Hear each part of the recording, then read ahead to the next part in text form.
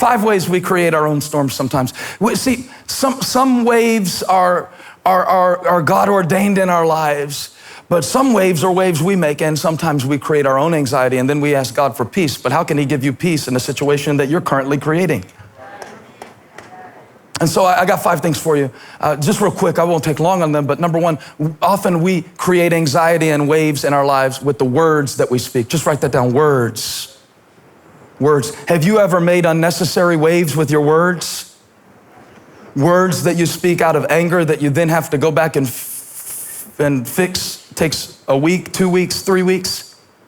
Words of doubt, words of some of you, just you frame your day with the wrong words, and then you're disappointed with the world that you've built, but your world is created by your words. And sometimes we make waves. You know, we create choppy conditions in the morning just by the way we get up talking. It ain't one thing, it's another. My grandmother used to say this phrase all the time. She'd say, "Y'all about to worry me to death." And she'd say it about anything. You know, the TV's too loud. Turn that TV down. Y'all about to worry me to death. About to worry me to death. And she was a wonderful lady, but you know what? As a result of her saying all the time, "You're about to worry me to death," she was worried a lot because she said she wanted to be worried. We read a teaching one time in a book. It said, after anything you say in your life, don't say it if you can't follow it with this phrase, "And that's just the way I want it." And that's just the way I want it. So try it out on the things you say. "Y'all about to worry me to death. And that's just the way I want it."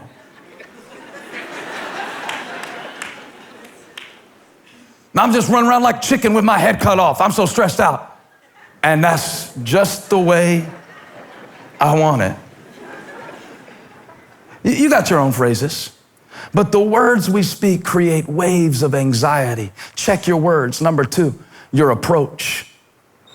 Sometimes it's not what we're going through, it's the way we're going through what we're going through. Some of us live with no margin, and so we're always nervous. It's our approach. Anxious about money because we spend too much and don't make enough. No margin. It's your approach. You start your morning frustrated with people in traffic. You know there's going to be traffic. You've never adjusted the time that you get up and leave your house. Now you're wondering why your job is so stressful. Your job is not stressful. The way you got to your job was stressful because of your approach. I'm gonna help a student. Your class is not stressful. The fact that you knew about the assignment for 3 weeks before you thought to look it up, it's the approach that made it stressful. She's just so mean. She's not mean. You're just a procrastinator. You're making your own waves. Can I get a parent back me up in the house?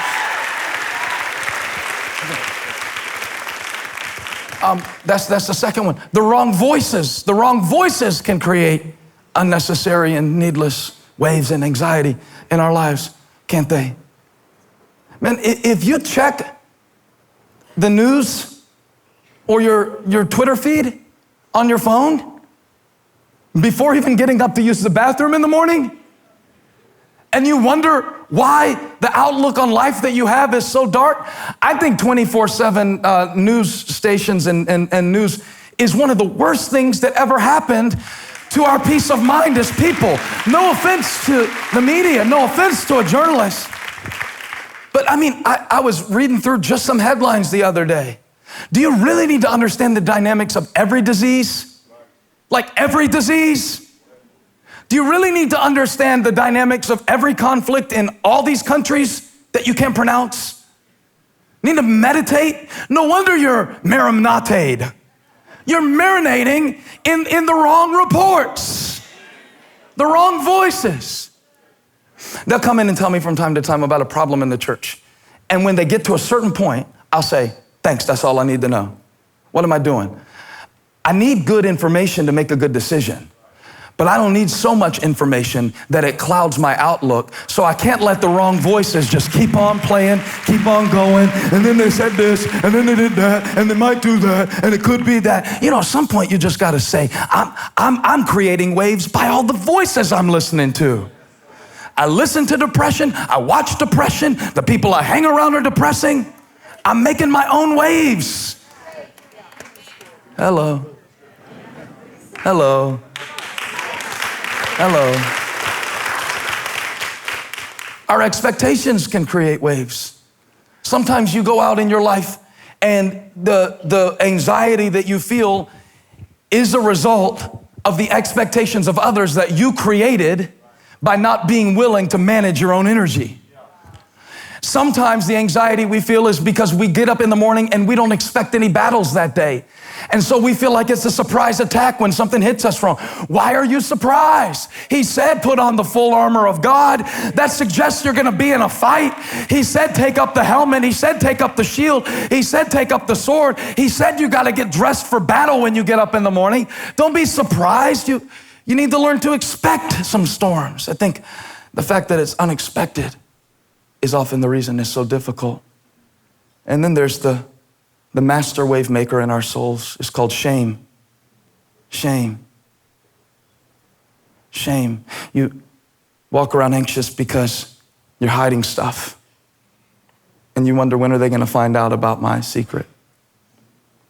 Or maybe because you're tormented by something that God already forgave. See, there's a difference between conviction and shame. Conviction is good. It shows you what to fix, and it gives you God's power to help fix it. Shame tells you that because of what you did, who you are is now fundamentally changed, and it makes you walk around paranoid, and it makes you walk around feeling helpless, and it makes you walk around feeling like people don't love you who do love you, and people are judging you that aren't judging you, and you got to learn where to take your shame, or it'll just rock you. Waves.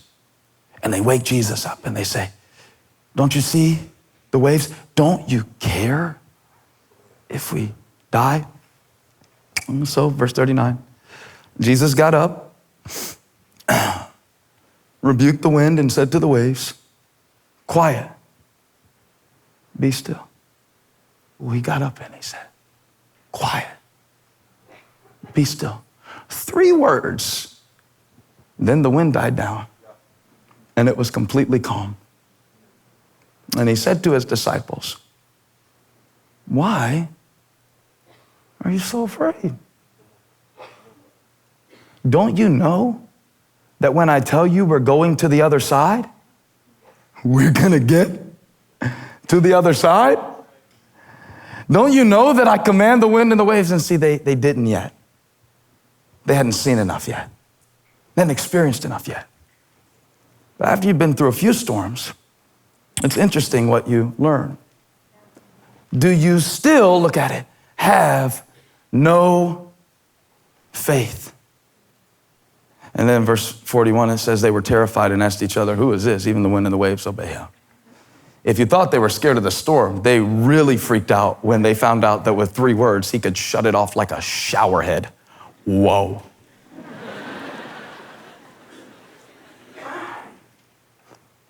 So I want to suggest something to you today about the storms of anxiety in your life and the waves and the winds that are blowing in your life. Because, man, the winds will blow. They will blow. Absolutely.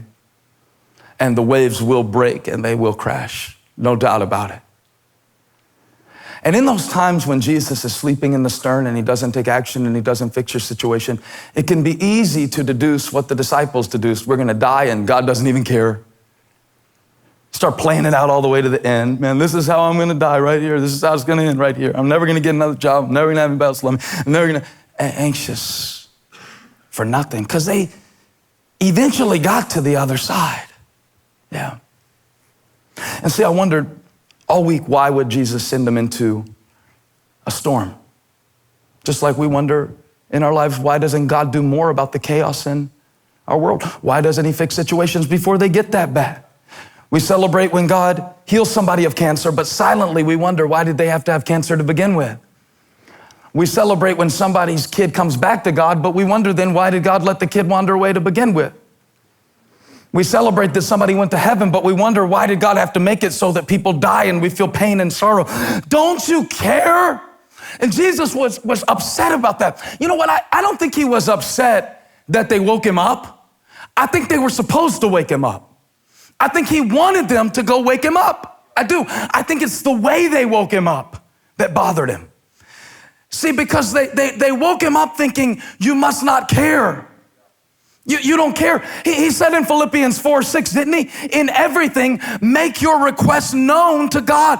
You're supposed to ask God. You're supposed to go down to the stern and say, Lord, I need a little help right now. Lord, this doesn't feel good. God is pushing against me. God is getting cloudy and I don't know what to think. And the sky's growing black. Would you help me, Lord? Would you come, Lord? But don't assume he doesn't care. Don't assume that. See, because I believe, you don't have to take this view if you don't want to, I believe that Jesus put him in the storm not to test him, but to teach him. I can explain. See, Jesus wasn't going to be with them forever. We don't have Jesus in physical form. We have the Spirit of God inside of us as believers, but we don't have Jesus in our boat. What a cool picture. Just like Jesus was in the stern, the Spirit is inside of you, but we don't have Jesus anymore in physical form in our boat. And so I think Jesus, when he stood up and he said, quiet, be still, and the wind and the waves died down. You know what I think he was doing? I think he was using the wind and the waves like a whiteboard to draw a lesson plan for the disciples. Follow me, follow me, follow me. Because the real waves that take you down in your life are not the ones out there, they're the ones in here.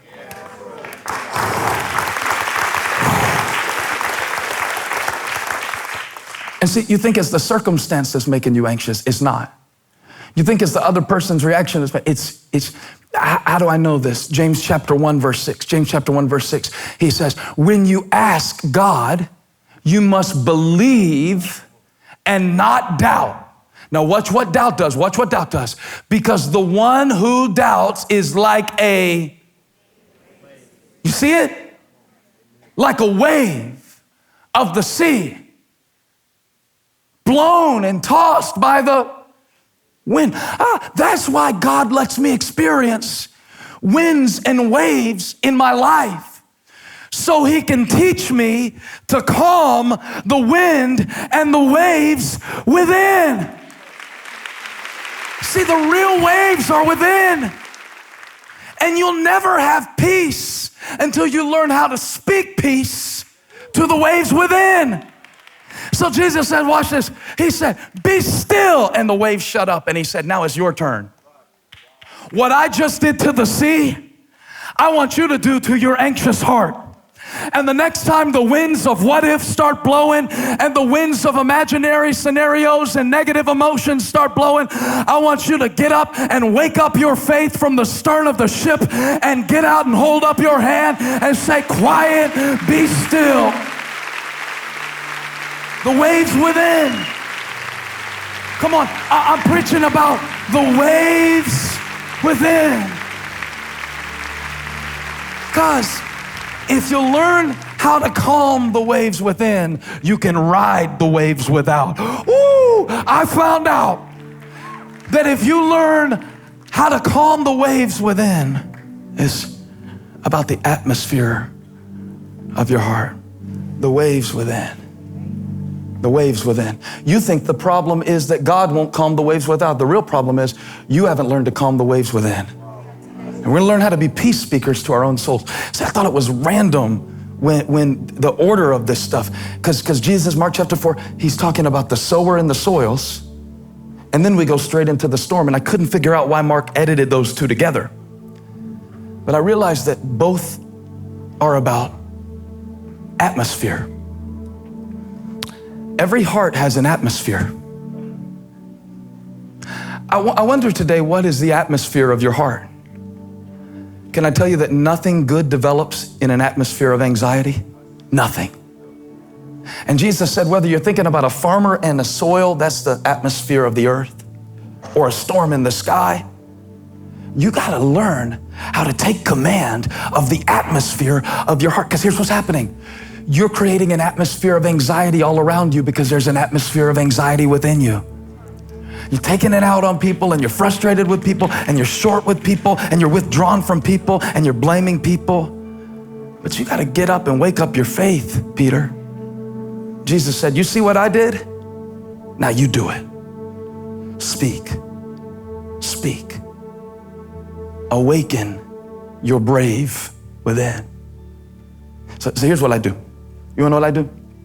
You wanna know what I do? Check this out. When the waves start in my life, first thing I do, I breathe. Physically.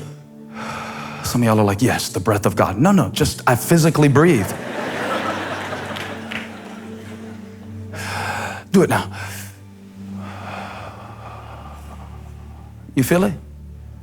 Do it again. They've suggested that the reason the Hebrew name of God is Yahweh is because the very name sounds like a breath. Yahweh.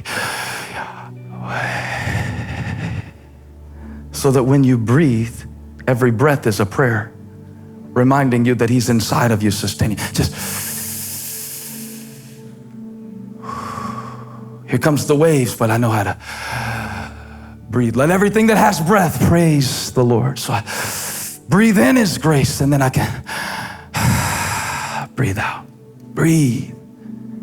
Breathe, dog. Breathe. Breathe.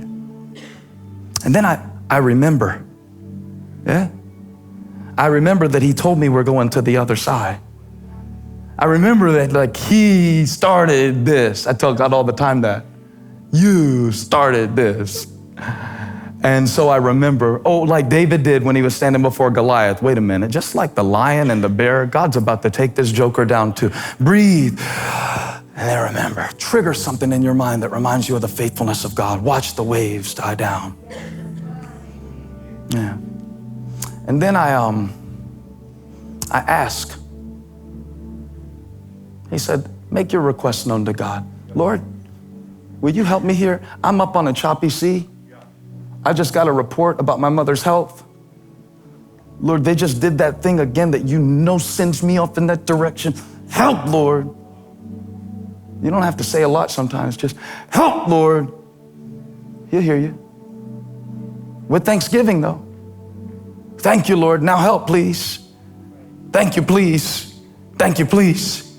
Get in that rhythm of asking. Ask and it'll be given to you. Seek and you'll find. Knock and the door will be open. I ask and I visualize. Because the storms can wreck your visibility, can't they? It can cause you to lose sight of everything God's put around you and you can't see anything but what's flashing right in front of you. So I ask and then I open the eyes of my heart and I try to get an awareness of, hey, look, God is here. Hey, look, there is strength. Hey, look, I am standing. Hey, look, there is help. Hey, I see you now, Lord. I have opened the eyes of my heart. And then you got to elevate. You got to elevate. I found out that you're going to love this if you're a nerd. Atmospheric pressure gets less as elevation increases. Think about that spiritually speaking. Think about that spiritually speaking. Something hangs heavy over your life, and you can't make what's hanging over you less heavy. But you can get up higher in your perspective if you will elevate and worship God and lift your hands and begin to praise Him in the storm. Yeah. So when the waves come, what's that? I got a cheat sheet. Did y'all see this? The words and the approach and the voices. Remember we talked about these just like 25 minutes ago. And the expectations and the shame, that's the waves. When the waves come, you didn't know I was smelling anything. I snuck it in. I'm tricky. When the waves come, hope I need to check this wave and see if I made it or if God made it. Okay. Okay, here comes the wave, but watch this. Just as soon as the wave comes, breathe. Remember, ask, visualize, elevate. Oh, that's the brave. Oh, so come here, Huey. Hold my mic. So here it is in the series. When the waves come, because they will. Get your brave stirred up in your spirit and wake up your faith in the stern of the ship. And when the waves come, because they will, here comes fear, here comes panic, here comes dread, here comes embarrassment, here come words, here come actions, here come voices, here come expectations, here comes shame, but here comes brave. And my God has given me the breath of life, and His Spirit is stronger than any storm. I'm pushing back waves. Come on, lift your hands. Lift your hand. Worship pushes back waves. Let the wind blow. There's a stronger wind called worship. Elevate your praise. Hey, thanks for watching. Make sure to click the subscribe button on your screen so we can notify you whenever we release new content. Go ahead and subscribe now. I'll see you next time.